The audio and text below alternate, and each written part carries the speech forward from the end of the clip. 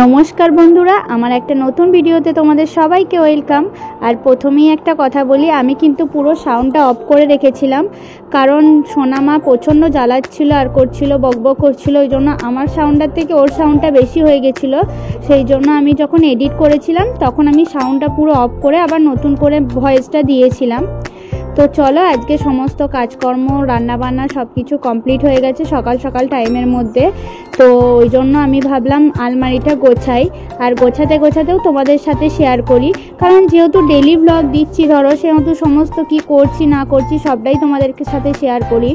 তো সেই জন্য ভাবলাম আজকে রান্নাবান্না ওই সব কিছু দেবো না, আজকে আমি আলমারিটা যেহেতু গোছানো শুরু করেছি ওটাই তোমাদেরকে শেয়ার করি। আমি কিভাবে আলমারি গোছাই, কোথায় কি রাখি না রাখি সবটাই তোমাদের সাথে শেয়ার করব। তো দেখো, প্রথমে হ্যাঙ্গারে যে কাপড়গুলো রাখি, হ্যাঙ্গারে রাখি বলতে ভাঁজ করেও রাখা যায়, কিন্তু এতটাই অনেকগুলো কাপড় হয়ে গেছে তো সেই জন্য জায়গাটা ধরে না। আর যেহেতু এখানে হ্যাঙ্গারে ঝোলানোর ইয়েটা আছে, ওই জন্য এখানেই রাখি। তো যেগুলো একটু সিল্ক টাইপের কাপড়গুলো সিল্ক টাইপের কাপড়গুলো না ভাঁজ করে রাখলে একটা টানতে গেলে আর একটা ফসকে যায়, এরকম আর কি, স্লিপ কেটে পড়ে যায়। তো সেই জন্য যতটা পারি সিল্কের কাপড়গুলো, সিল্ক টাইপের তসর টাইপের যে কাপড়গুলো থাকে না, ওগুলো আমি হ্যাঙ্গারে রাখারই চেষ্টা করি।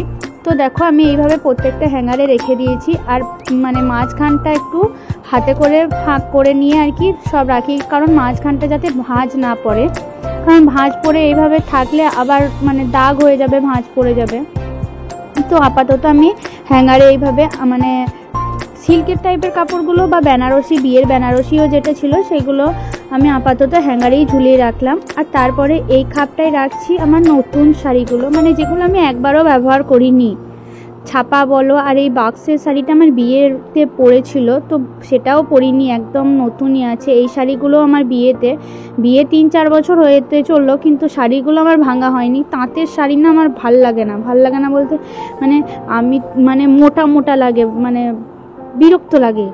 যতটা পারি হালকা পাতলা শাড়িগুলো পরতেই আমার বেশি ভালো লাগে।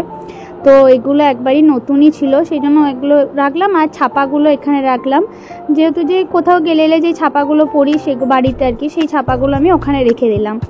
আর তারপরে এখানে রাখছি অর্ডিনারি শাড়িগুলো, বাজার বলো, কোথাও কারোর বাড়ি, রিলেটিভের বাড়ি একদিনের জন্য বা একবেলার জন্য গেলাম, পরে গেলাম, সেরকম এখানে ধরো হ্যান্ডলুমও পাবে, এমনি শাড়িও পাবে, সিল্কেরও পাবে, এই ধরনের শাড়িগুলো আমি এখানেই রাখলাম। তো আমি এখানে ভাঁজ করে করে সমস্ত শাড়িগুলো রেখে দিচ্ছি। আর এগুলো একটু চওড়া করেই ভাঁজ করি, তাতে পরপর রাখতে সুবিধা হয়, পরপর অনেকগুলো শাড়ি ঢুকে যায়, সেই জন্য আমি এইভাবে চওড়া করেই আপাতত রেখে দিলাম।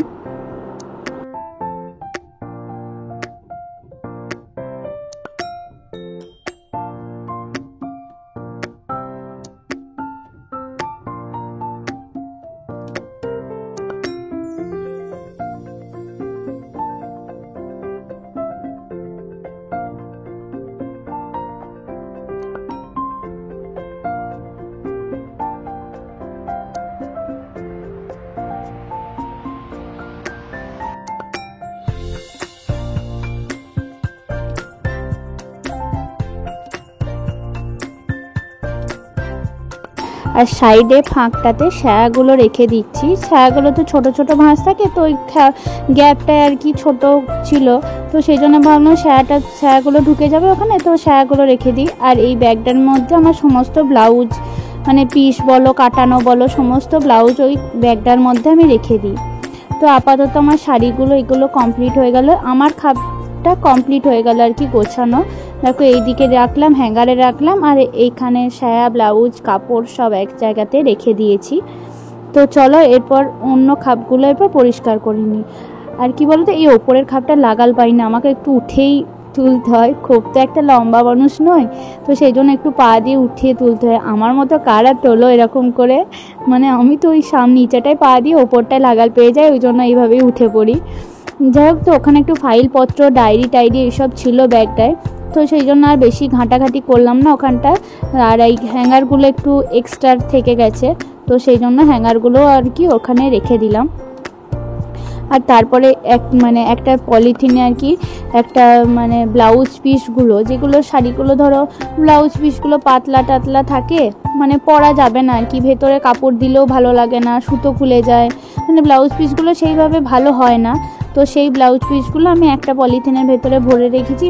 কি বলো তো, ওগুলো পরে কাজে লাগে, কোনো কিছু টেবিলের ওপর পাততে, কোনো কিছু করতে সেই রকম কাজে লাগে, তাছাড়া তো আর কাজে লাগে না। সেই জন্য একটা পলিথিনের ভেতরে আমি সমস্ত ব্লাউজের পিসগুলো আর কি ঢুকিয়ে রেখে দিই। আর তারপরে এটাতে সোনামার একটা ছোটোবেলাকার জামা ছিল, সেই জন্য ওটাও রেখে দিলাম আপাতত ওখানে।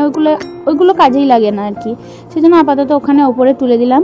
এরপর সোনামার বাবার খাপটা আছে, ওটা পরিষ্কার করতে হবে। আর সোনামার বাবাকে তো আলমারিতে হাত দেওয়া যায় না। যদি কোনো সময় বলি যে এই জামাটা বার করে পরে নাও, একবারে এমন টেনে নিয়ে আর করবে, বিরক্ত লাগে আমার, সেই জন্য আমি একদমই হাত দিতে বারণ করি। আর দেখো এখানে সোনামার বাবার পাঞ্জাবিগুলো রাখি এই ব্যাগটার ভেতরে। বিয়ের শেরওয়ানি বলো, বিয়ের পাঞ্জাবি বলো, বা এমনি পরে যেই পাঞ্জাবিগুলো নিয়েছিলাম, শুধু পাঞ্জাবিই রাখি এখানে। তো তারপরে দেখলাম পাঞ্জাবি কুর্তা টাইপের পাঞ্জাবিগুলো যেগুলো থাকে সেগুলোই রাখি। তারপরে দেখছি এগুলো বার করতে গিয়ে সোয়েটারগুলো আর কি রয়ে গেছে। তো দেখলাম সোয়েটারগুলো কি করব, এখানটায় অনেকটা জায়গা রয়েছে, সেই জন্য ভাবলাম আপাতত এখানেই ভরে রাখি সোয়েটারগুলো, তারপরে আবার অন্য কোথাও রাখতে হবে। তো সেই জন্য আমি সোয়েটারগুলো আর কি এখানেই ভরে রাখলাম।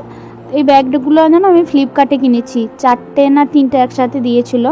ভালো ব্যাগগুলো, কিন্তু চেনগুলো আস্তে আস্তে না লাগালে না চেনগুলো খুব কেটে যায় বড্ড। এমনি ভালো, তো আমার 2টো কেটে গেছে, আর এগুলো একটু ভালো আছে। তারপর আমি সোনামার বাবার খাপটা পরিষ্কার করে দিচ্ছি। আমি ভাবছি এই খাপটা চেঞ্জ করে দেবো সোনামার বাবার, এটা তো শুধু আমারই রাখবো, এই কুর্তি টুর্তি লেগিংস এগুলো এখানে রাখবো, আর ওই এক পাল্লা যেটা রয়েছে ওখানে সোনামার বাবারটা ভরে দেবো। কিন্তু আপাতত এখন রাখি, তারপর আবার দেখা যাবে। তো সেই জন্য জামাগুলো এক জায়গায়, প্যান্টগুলো এক জায়গায়, এভাবে রেখে দিচ্ছি।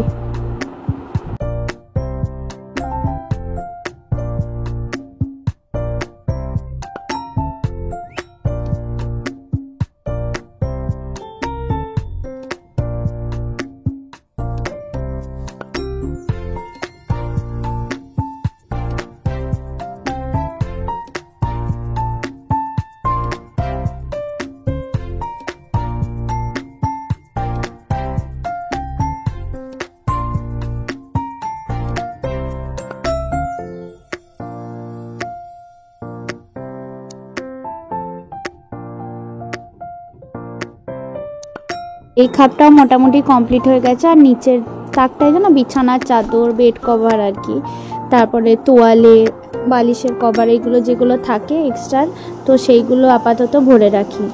তো আমার এই খাপটা মোটামুটি এই আলমারিটা মোটামুটি আমার গুছানো কমপ্লিট হয়ে গেল। দেখো তোমাদের সাথে একবারে লাস্ট একটা শেয়ার করি, এইভাবে রেখেছি আমি প্রত্যেকটা ভাঁজ করে করে।